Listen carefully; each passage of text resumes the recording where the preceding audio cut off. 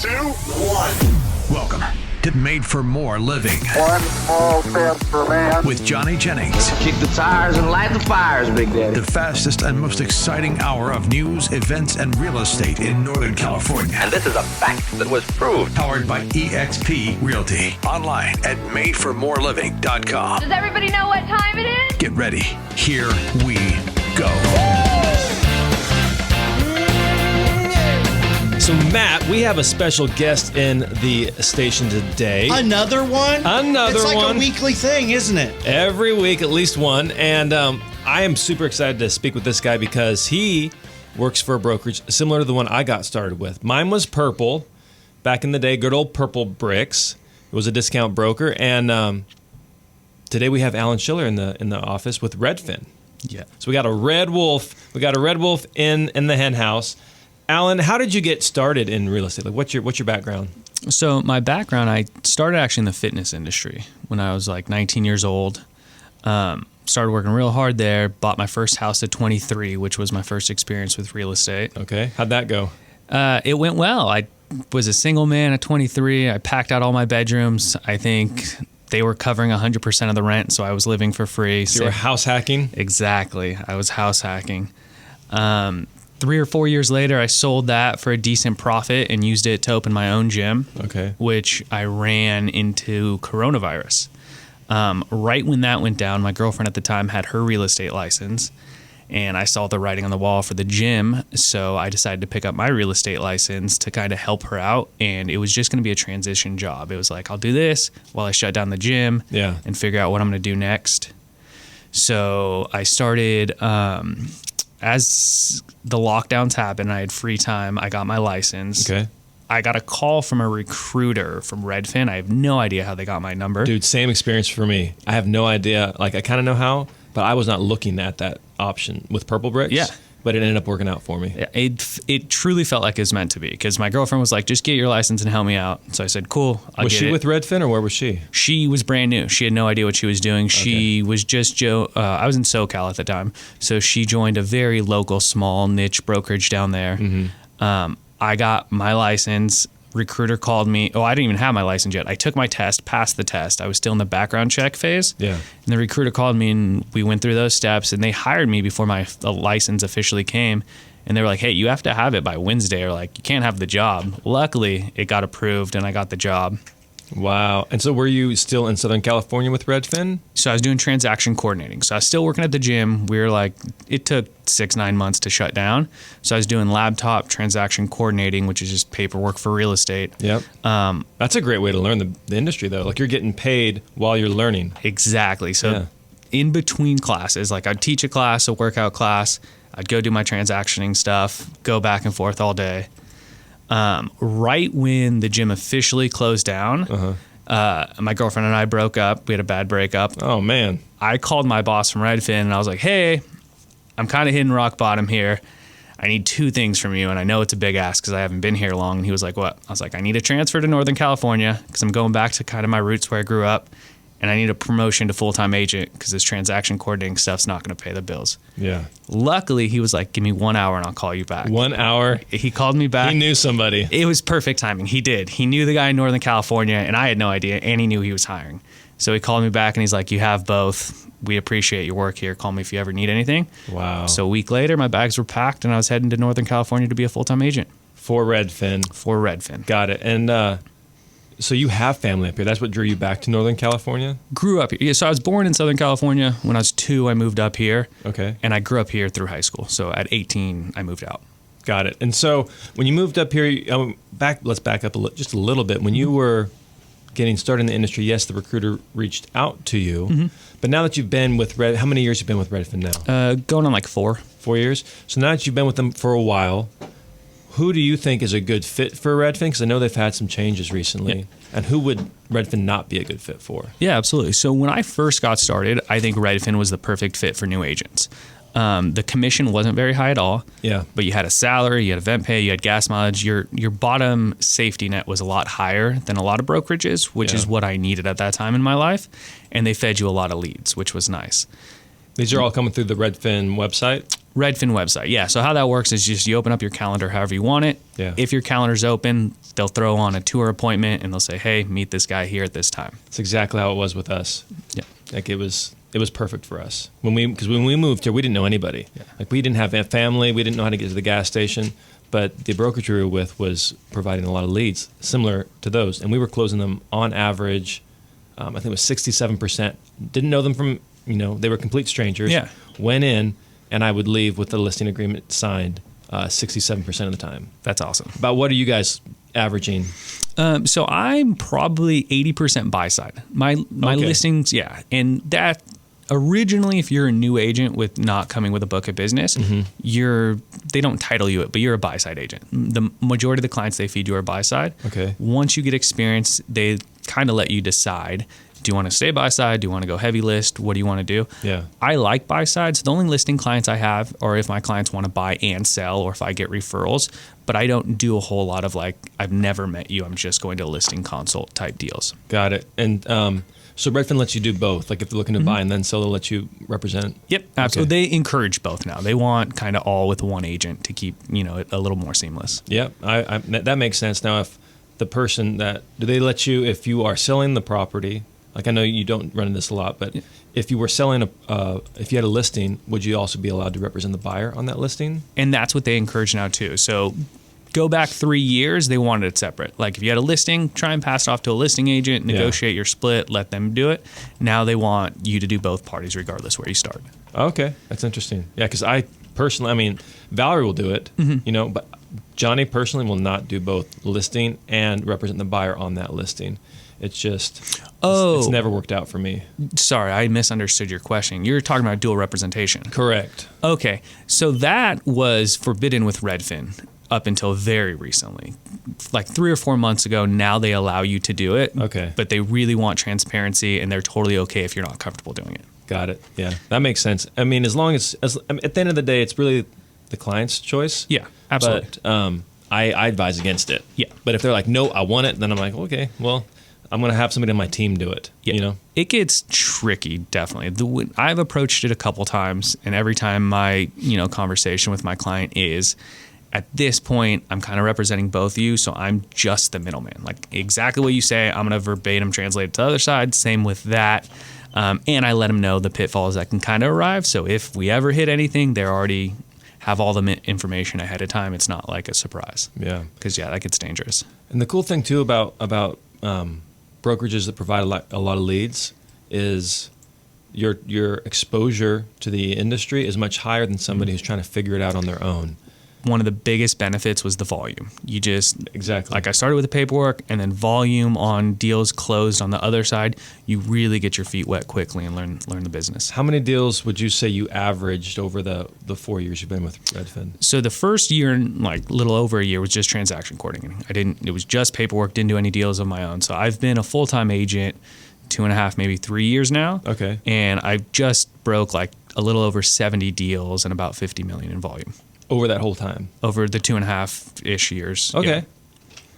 So 70 deals, so, probably like 25-ish? 25, 30 a year on average if you average I would it say out? right around like 25, yeah, something like that. Okay. Yeah, that's more than, I think that typical, so in 2023, 47% of realtors did not sell a single home. 47, almost 1 in 2. It's crazy. It blows my mind. And then the average realtor, 98% of real estate agents sell fewer than 18 homes a year. So that's 1.5 homes a month. Yeah. 98%. It's just how are you supposed to learn? So you go to a restaurant and they're rattling off all the specials and all the different menu options, and they're getting paid whatever, less than what a realtor can get paid, but they know all this stuff forward and backwards. Same thing at like Starbucks or McDonald's, but the repetition is there. They're doing it day in and day out, day in and day out, and so they're really good at those tasks. But if you're a realtor and you're not getting your reps in, it's really hard to learn the industry. And it's hard to, even if you know the industry well, if you're not getting the volume, it's hard to know what the current market's doing. Mm-hmm. Like, maybe I closed 50 deals 5 years ago, but if I'm not in the trenches in the current market, unless you're constantly searching online for market updates, like a lot of the market trends I see is just because I see it and I'm doing it every day. Correct. All the time, Val and I will be like, oh my gosh, it's slowing down, it's speeding up. Hey, this is what's happening in the market. People will come to us and ask, hey, what are you seeing? Just because we we do more than 18 deals a year. Yeah. And so that's really interesting. So what are you seeing in the market?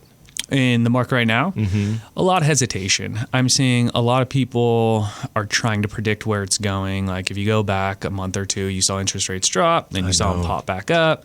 I know a lot of people worried about the election coming up. What's going to happen with that? Hesitation through the holidays. So a lot of hesitation right now. But for the buyers out there, I think it's a great time. I think the buyer competition's low. So with the results now that we have from the election, we saw an effect in the stock market. The stock market went up.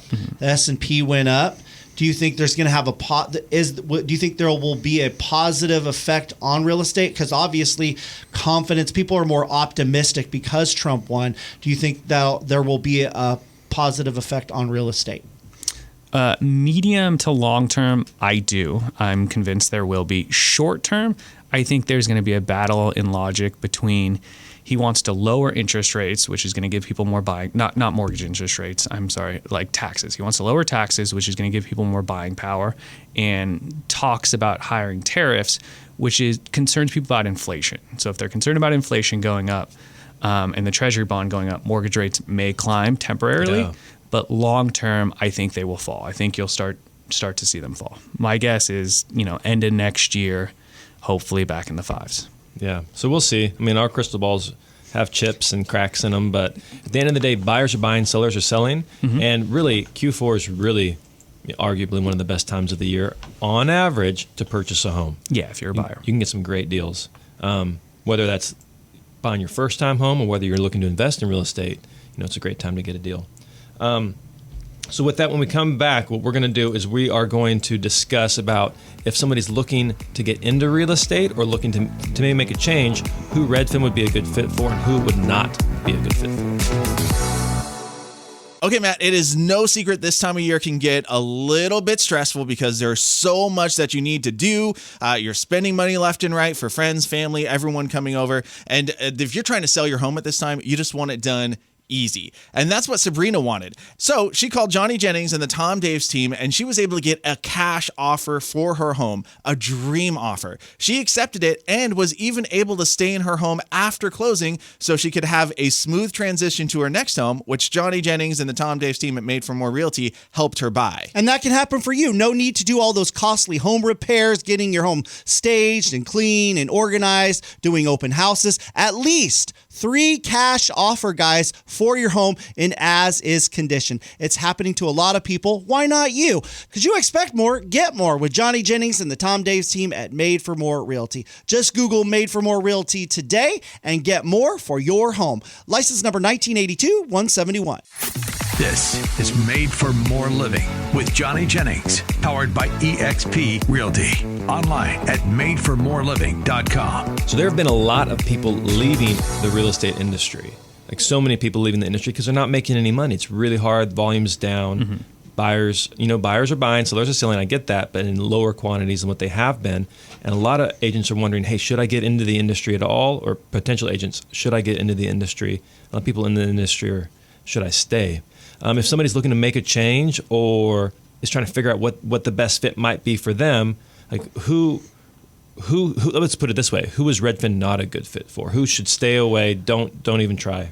I mean, if you were already killing it as an agent and you have your systems in place and you have your team in place, I'm not sure if the benefit is worth switching everything over. I would more recommend it to anyone like beginning or in the middle of their real estate journey. Begin the middle. Okay. And beginning just because they do feed you a lot of leads. So if you don't have the experience of generating your own leads, it helps a lot. And they pay a lot of your fees, which helps if you're having 0 months. Yeah. Medium agents are really good because the compensation plan just totally changed. Yeah, let's go into that because you guys used to be salary, right?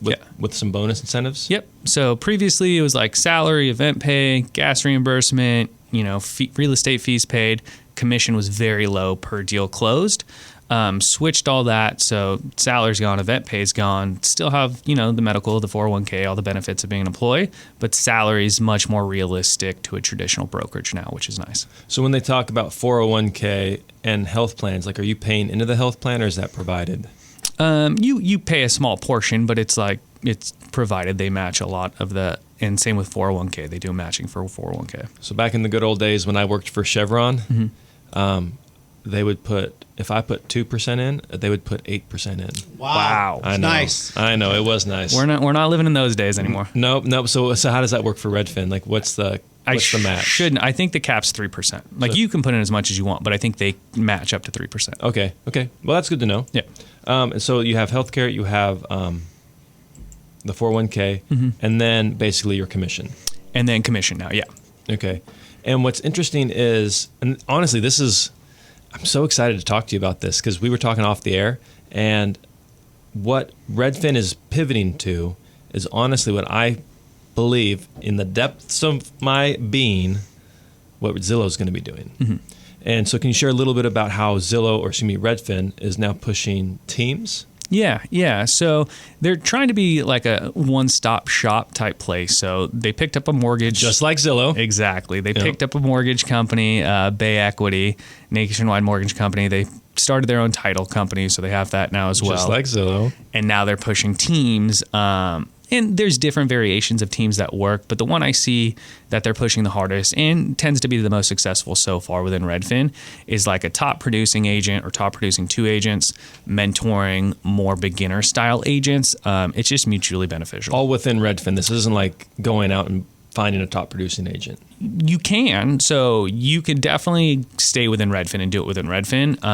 If I found someone that was new, that was maybe struggling a little bit or just wanted support, absolutely I can pick them up. If I came to Redfin and was like, hey, I think this guy would be a great fit, he still has to go through the hiring process, but much more likely to be picked up knowing he'd automatically be on someone's team.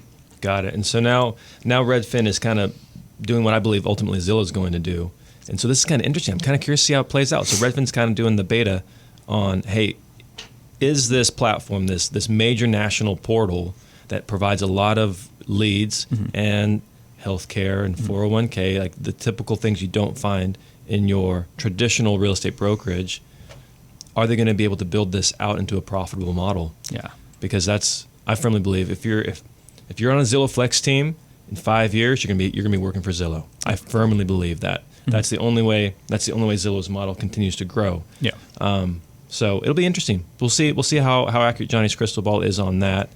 So if you're a medium to newer agent, Redfin's a great place to get your feet wet. And then, but now with this compensation model, wouldn't even a more experienced agent benefit from? I think so. I think previously one of the biggest reasons they switched it was they were seeing they were really good at developing agents, but once you became a really good agent, they saw a lot of people leaving to go somewhere with a higher split. That's what I was seeing. Now, if you build within Redfin, I think it's a great place to stay, even if you're at the top of your game. I just don't know, like, if I was crushing it somewhere else, like, why take the risk to switch anywhere, not Redfin specific. But if you're built within Redfin and already there and crushing it, I would stay at this point. Yeah. So it's a good point. So if you are crushing it, or if maybe you want to take it to the next level, to me, joining a Redfin, and this is not a plug for Redfin, just an honest conversation between two people. It's basically Redfin Flex is what it is. Yeah. And they do have a lot of leads. Like, not many people know we get excess leads where because we're capped per month depending on several variables, but they'll have so many leads in our area that they give it to non-Redfin agents.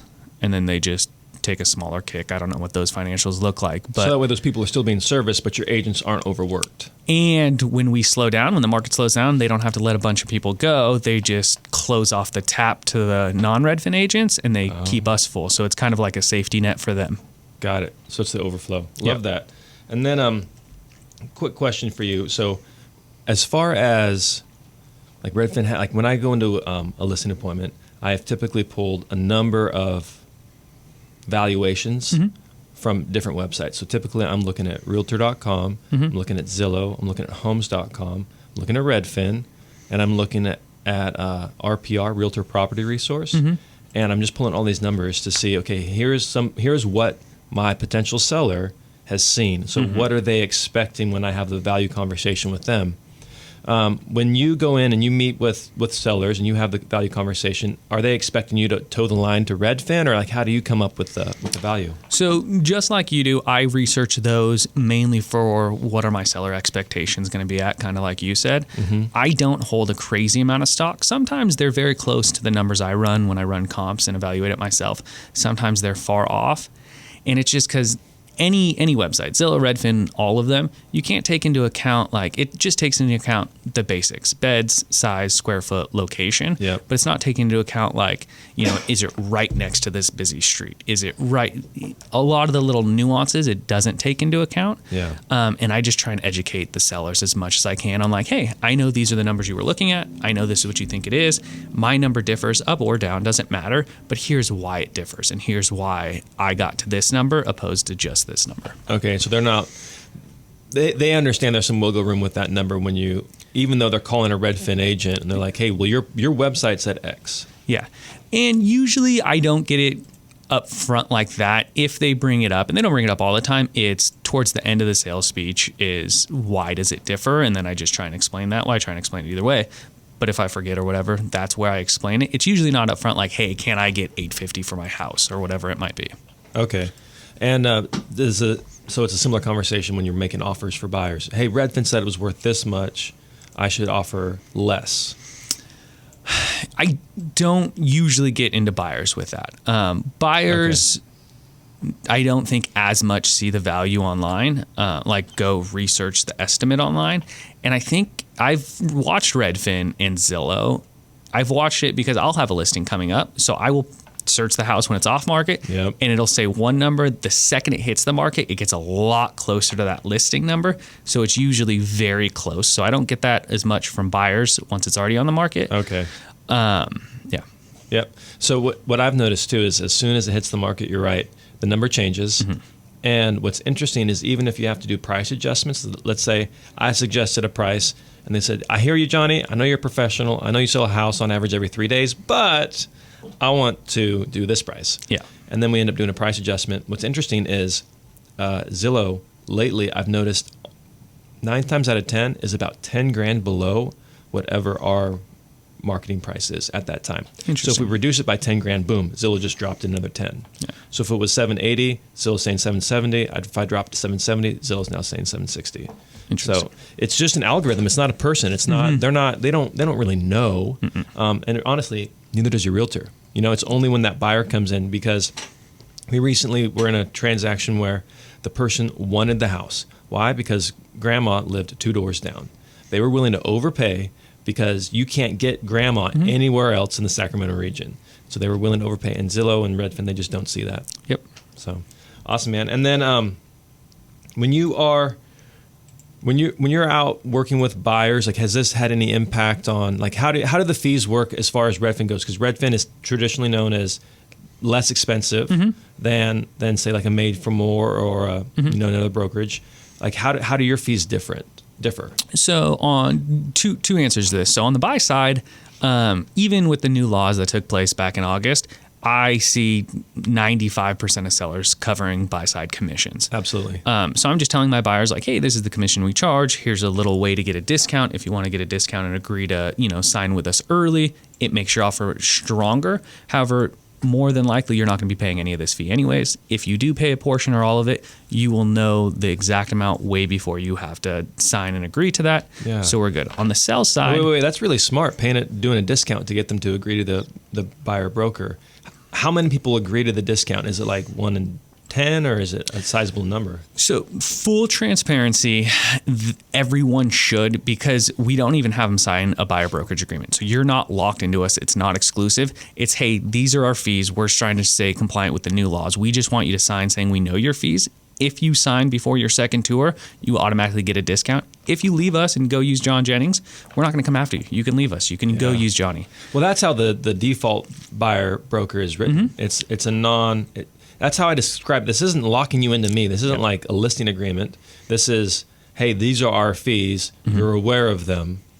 And then now let's go look at houses. That's it. Yep. Okay. All right. So do you have people typically agree to the 0.25%? Most of them do, yeah. Once I explain it, that it's not exclusive, and get them to trust you a little bit. Most of them do. Interesting. Hey, agents out there, that's a pro tip. Yeah. And then on the other side, the listing side, we start at 1.5%. So that's kind of where you get the discount model from. Okay. So we start at 1.5%. What do you mean start at? So you can go lower. So if you just sell with Redfin, it's a 1.5% listing fee.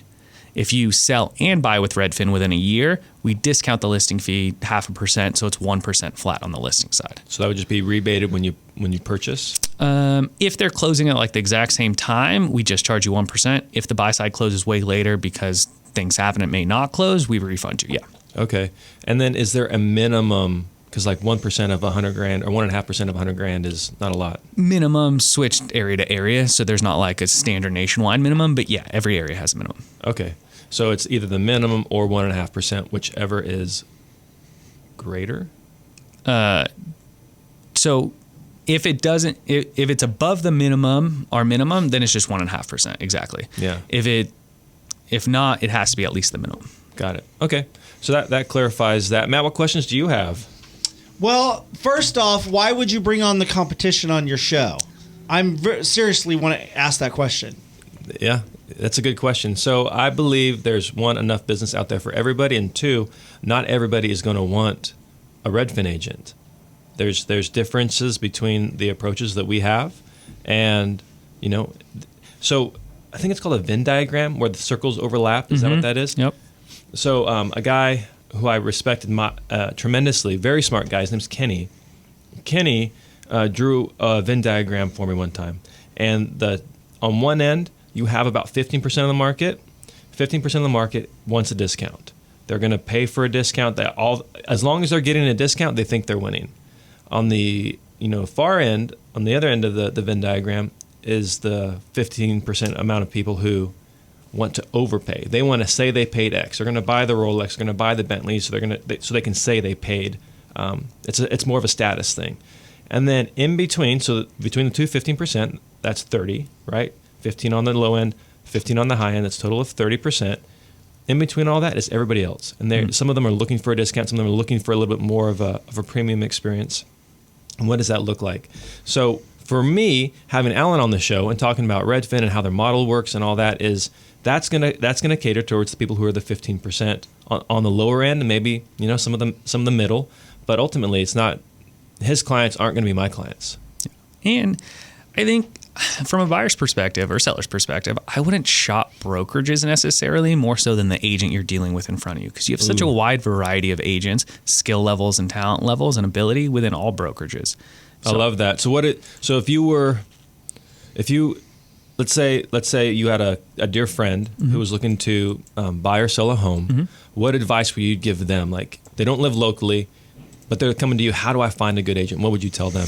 Well, let's say it wasn't in my area, because I would just tell them to use me. There you but go. Let's say they were looking in a different area. I would advise them to find a local agent that has expertise in that area, that is busy enough so he knows the market and knows the volume and knows the trending shifts, but not like the very top of a team where he may or she may pass you to someone that's not them. So like, realize who you're going to work with, sign to work with that agent, and make sure they have experience in that local area. Got it. And so how do you gauge experience though?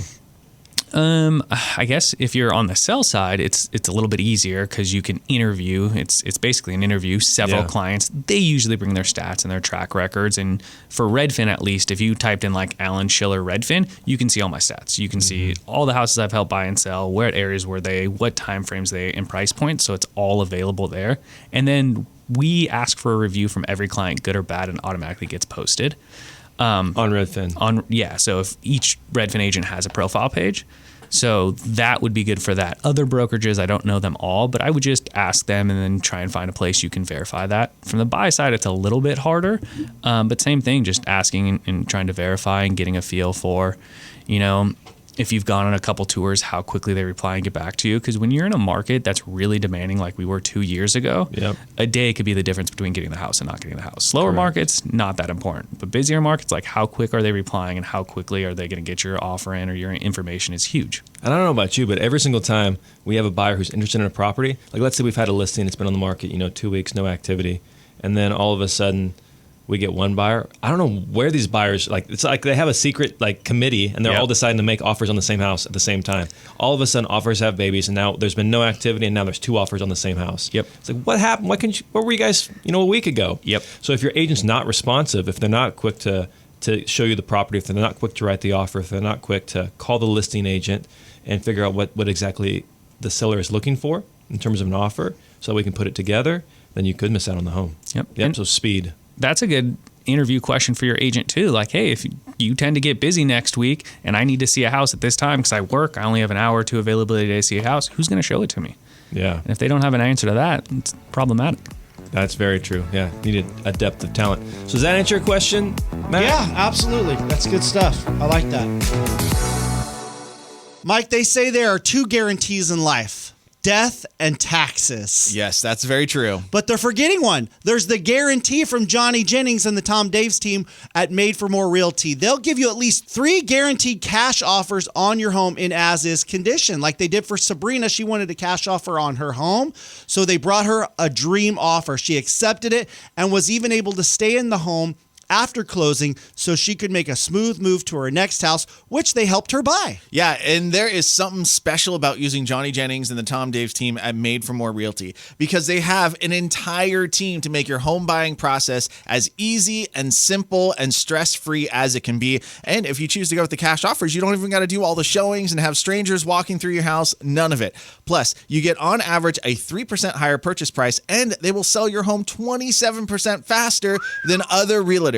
So, you expect more? Get more with Johnny Jennings and the Tom Daves team at Made for More Realty. Just Google Made for More Realty today and get more for your home. License number 198-2171. This is Made for More Living with Johnny Jennings, powered by eXp Realty. Online at madeformoreliving.com. So the elections are behind us now, and thank God. Yes. Oh my gosh. Amen. So I was so done with those ads. Who's going to clean up all those political signs? Oh my gosh, in our polluting our neighborhoods. So I live in one of those communities that has an HOA, and they were very specific on the size of the sign and how long the signs could come up or could stay up. So you could only put them out 90 days before the election. Oh, really? And they got to come down. Yeah. I'm excited to see all the ads go away. And I think they have a special company that's supposed to go out and pick all those up. Oh, really? Yeah. Okay. Well, there you go. I don't know who's paying for that. Probably us taxpayers. I don't know. Is that going to survive Elon's efficiency thing or whatever he's got going on? But one of the propositions that failed to pass was Prop 33, which involved like expanding rent control in the state of California. And I think I voted yes for that. To be honest with you, you wanted it. You wanted rent control. Well, you've made the argument that we're going to enter a society where more and more people are going to rent. It's just going to be unaffordable for most people to buy a home. Individual families. Not necessarily even unaffordable, but the lifestyle. People are like, well, why would I want to lock myself into a mortgage and deal with all of that when I can rent and then move somewhere else as you're able to work remote? So if more people are going to be interested in renting and that's going to be a common thing, then why not have rent control so it's affordable? So you think rent? I'm just playing devil's advocate here. I'm trying to make an argument and challenge your reasoning of why rent control would be a bad idea. Yeah. So it's really hard. And is it a bad idea depending on which situation you're in? Correct? So generally speaking, rent control is a bad idea. And the reason why is it's taking, I'm in favor of letting the market do what the market's going to do. As soon as you start messing with it, you start trying to manipulate it, it very rarely works out well for the end user. And when you are imposing rent control, yes, that sounds good. It sounds like you may be helping the person that's looking to rent or the low-income family or the person that has just lost their job or is going through a divorce or whatever the life situation is. But what ends up happening is a number of things. One, it ultimately will reduce the housing supply. So think about all the investors, all the mom and pop investors, all the families who are like saying, hey, you know what? Rather than put my money in a 401k account, I'm going to go out and I'm going to buy a rental unit. And they're going to now rent this out. They're going to keep it clean. They're going to keep it nice. And they're going to now provide this to the community. Makes sense. You're going to have fewer people doing that because why would they want to take the risk of being upside down on a property or being negative cash flow if rent control is randomly, enacted? Yeah, I mean, historically, you look at places like on the East Coast, New York, where there's a lot of properties that have that rent control. But what happens is they turn into slums, right? They turn into slums. That's like, what's my motivation to upkeep this place and make it, homey? Not only that, but like you're limiting how much I can bring in. You're limiting how much they can invest in the property because you're limiting what they can make from the property, and then also with that reduced housing supply, you just have a bunch of slums because more people are not willing to go into that environment because they're so reduced housing supply leads to reduced quality of housing, and really it's just a bad thing all around, because it's hurting the people it's designed to help.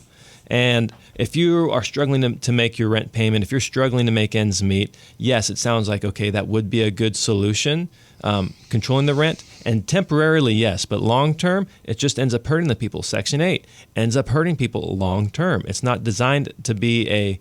but how does it hurt them long term? Because the root problem isn't the cost of the housing. The root problem is the amount of money they're making. Right. That's the root problem, and it's not addressing the root problem. Right. But they would see rent control as an easier, less work on them solution. Less burden and responsibility. All right, hey, I could try to hustle and make more money, get a better job, but rent control is so much easier. You could argue that, but the numbers over the last, 30, 40 years of Section 8 housing has not shown that Section 8 helps upward mobility. It just traps people where they're at. Rent control does not provide cleaner, safer, more affordable housing. It provides less housing and at a lower quality. This isn't like we're not talking about like theoretical things here. Facts are the facts. This is math. It's just math. It's just math. It's just what happens. And so, unfortunately, I totally get the idea of wanting to help somebody, but is the help helping or is it really just hurting them? Well, it's interesting that it didn't pass in California. So, in a liberal state, where we are very pro-government in California, we're looking for more control and all these different. They may have been bitten off. They may have bitten off too much. Is that what you think? Yeah, I think eventually a version of it will pass. Oh, really? Yeah. Interesting. Yeah, but they went too big. They went big. If it was a more toned down version of it, it probably would have gone through. Interesting. That's the way it works in politics, isn't it? It's gradually, a little bit at a time, till eventually you're in boiling hot water. Yep. And how did we get here? But the other news that came out of the election is obviously Trump was reelected for another term, and people are saying that this is going to bring more optimism to the market. Obviously, the stock market went up the day after he was elected, and Trump comes from real estate. He's a pro-business man. Yep. And so there's a lot of people in business in real estate that are excited that they're going to have a president in the White House that's going to fight for them, that's going to work with the feds to lower rates and provide all these, different strategies, opportunities for real estate to get back on track and move up. What do you think? So I definitely think Trump is going to be better for housing than Kamala would.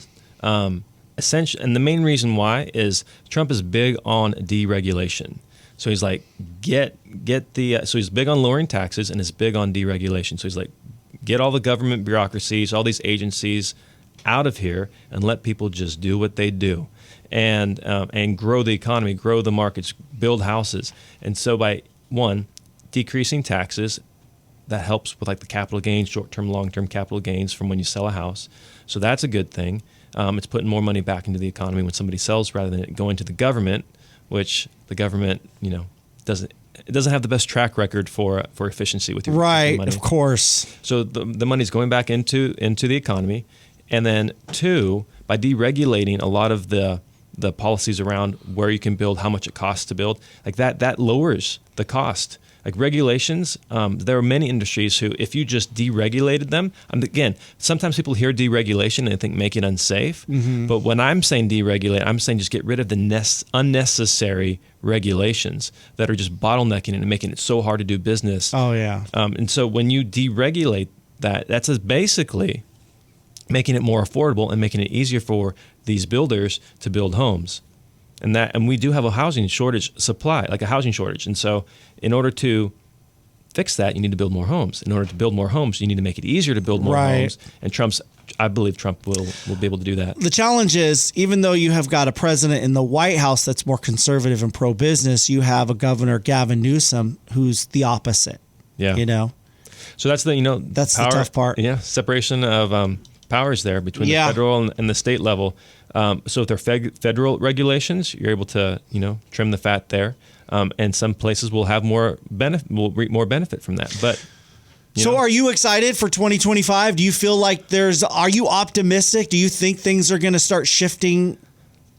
Yeah, absolutely. For real estate? Yeah. So I'm always optimistic. Like you're always the glass is half full kind of guy. Well, I temper it. Like I'm like, try to go and say, hey, this could happen. But every day I'm like, Valerie, it's going to be a good week. Oh, next month's going to be a great month. Like, it's just how I choose. It's a mindset, because you're right. Those that really do well in this country, that succeed, they persevere through the hard times. I look at COVID. COVID was a really tough time as a whole for our country, for people, but there were some that took advantage of the situation. And I'm not talking about in a bad way. Sure. They persevered where everybody else was down.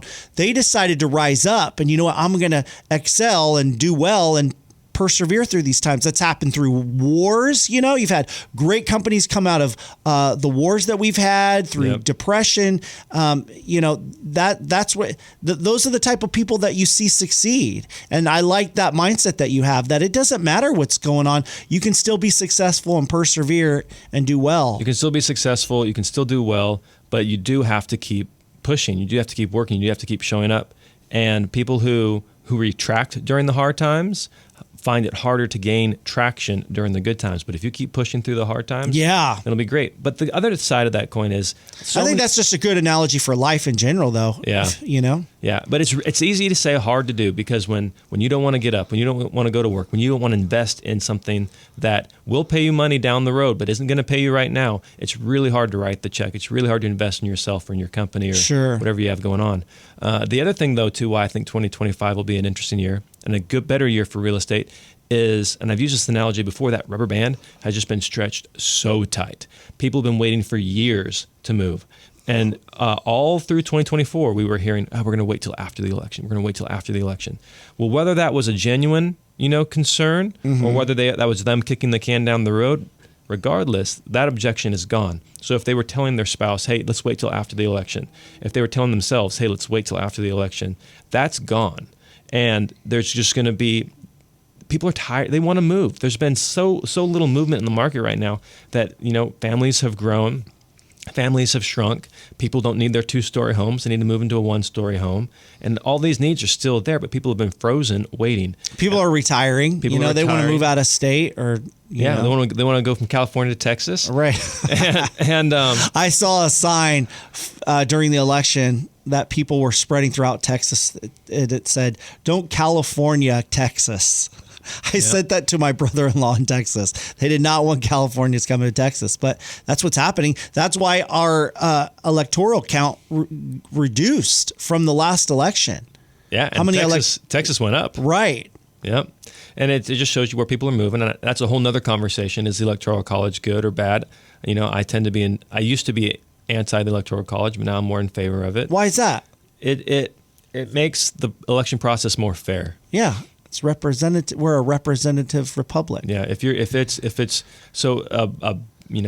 was simple majority, then it's basically mob rule at that point. Yeah, because then you have California with your voice wouldn't be heard if you were in Vermont, right, or in Wyoming. Yeah, your voice wouldn't matter. Like Pennsylvania had 19. What was it? Votes. If Pennsylvania, Michigan, Ohio, they would not have been like. You would not have seen the presidential candidates campaigning as heavily as they were there. Sure. If it was a simple majority. Right. And so to me, it just lets more people's voice be heard more evenly. Yeah. So, yeah. Pro college. Yeah. Okay, Matt, it is no secret this time of year can get a little bit stressful because there's so much that you need to do.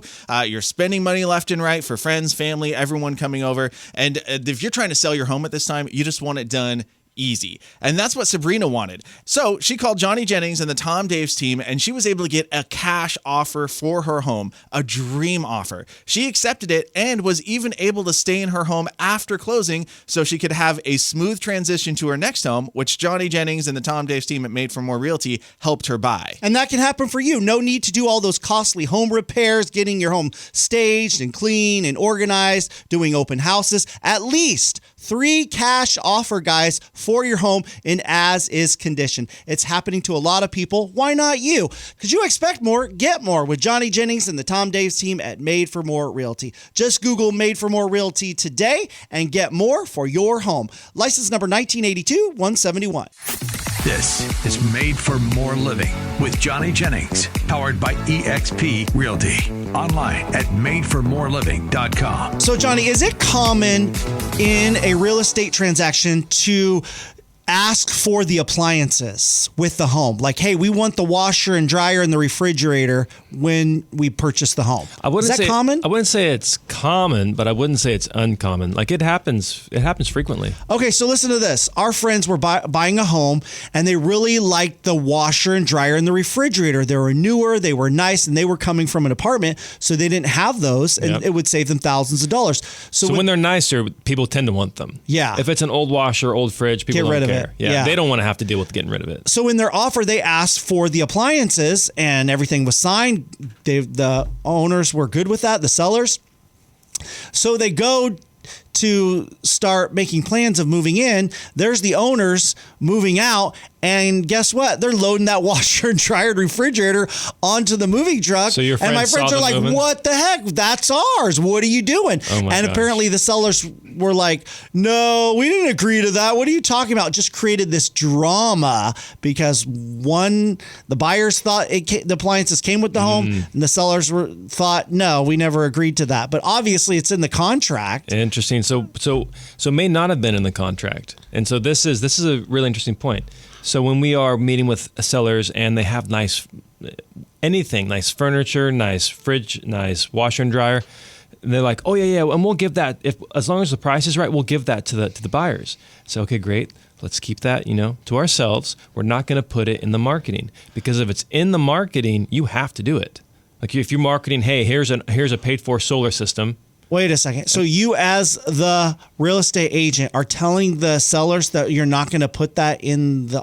I say let's negotiate that. Okay. Let's use that as a negotiating tactic. But if you upfront put it in the marketing, like the listing description when you're on online reading about it, if it states it in there, you have to do it. Okay. So let's say an extreme example is, let's say the property has solar, and you say, hey, this house has solar, blah blah blah blah. Technically, a case could be made that whether or not that solar system is paid off, that seller is going to have to pay off that solar system. Oh, wow. That's crazy. Yeah. Okay, so what probably happened with your friends was they may have included it in the marketing. It may have been, hey, beautiful, beautiful washer, dryer, fridge, stainless steel upgrades. And their buyer's agent said, hey, great, all this is in here. It's going to be included because it's in the marketing. Like the agent probably knew what they were doing, but the listing agent may have made a mistake and didn't communicate that to her sellers. And that's probably where the conflict happened. I think maybe both parties were just misinformed by their agent. Then maybe it wasn't in the contract. You're right. I think there was some conversations, the conversations. I hate hallway those water cooler conversations where my friends, they talked to their agent. Maybe their agent never brought it up. Maybe it was never a discussion. Oh my word. Maybe they talked to their agent and say, hey, we really like that. Can you tell them we want that? And maybe they just forgot to tell them. Maybe they thought they were going to tell them. Or maybe the agent was like, well, that'll be their problem. So here's the other reason why I don't As long as I get the home sold, who cares about the washer and dryer? Maybe they'll just forget about that. So here's another thing. Here's why. So let me tell you what happened, though. Oh, yeah. So play out. the owner still took the washer and dryer and the refrigerator, and they just gave him some cash instead. Okay, so they were somebody still paid cash. unhappy. Right? Either the seller paid cash, or the agent was like, I don't want to deal with this, and maybe they fork over some cash to put it together. But I hate, so when you're buying a house, you're buying a house. You're buying real property. You're not buying a washer and dryer. You're not buying a patio set. You're not buying a barbecue. And I hate it when that becomes part of the when you start introducing personal property into the real estate transaction. It never works out. So we went from negotiating a house worth $500,000, $600,000, $800,000 to arguing over a used fridge that's probably worth $1,000. And this is going to make or break the deal. And it just blows my mind. It's funny. It's funny. It's funny. It's not, if you're not the one dealing with it. It's a great point of how home buying and selling is an emotional transaction. It's so emotional. It's not common sense. I was talking with a guy yesterday. He's like, Johnny, I'm transitioning into commercial. And I'm like, really? Why? He's like, it's all about numbers. Yeah. People just care about the numbers. There's no emotions involved. I am not a psychologist. I am not a therapist. Yeah. I don't have a minor. He's like, I love it. And I'm like, hey, that you make a compelling argument. My favorite personal property story has to do with the fountain. So this house has been sitting on the market for maybe like 2-3 weeks, and had this beautiful fountain in the backyard. Mind you, this house backed up to a railroad, the train tracks. It was near a cemetery, so it had all these things going against it, but it had this beautiful fountain. And the property closes. The buyers did not ask for the fountain. There was nothing in the contract, nothing in the marketing description. Yes, there was a picture of it, in the shot of the backyard, but it was this beautiful, like 3-tier fountain. And the buyers go to move in, and they're like, where's the fountain? So I'm getting blown up from the buyer's agent. Johnny, where's the fountain? I'm like, what are you talking about? The thing was huge. Was it attached to the property, though? Because I hear if it's attached to the property. Yes, it was wired. It was wired in. Wow. So it's considered wired in. It's considered part of the property. And then I get a call. I'm like, dude, I don't know what happened to the fountain. And so I'm trying to call my seller and say what happened to the fountain. I get a call 30 seconds later. It's the agent. He goes, Johnny, the fountain is in the neighbor's backyard. So they sold the fountain to their neighbor. And so the buyers of this home. Oh, the fountain was moved to the neighbors. Yes. Oh my God. So the home sellers, rather than leave the fountain in their own backyard, they sold it to their neighbors, made an extra $500, and now the people that bought the house have to stare at this fountain, which technically it's their fountain. Yeah. It was considered part of the property. Yeah. It's like removing a chandelier or removing a a plumbing fixture. See, real estate, never is it boring. It's always fun. It's always exciting. And so if you want to learn more about working with us and how we can help you get a great deal on a house or sell your house for more money, expect more, get more with Made for More Realty. Just go to madeformorerealty.com.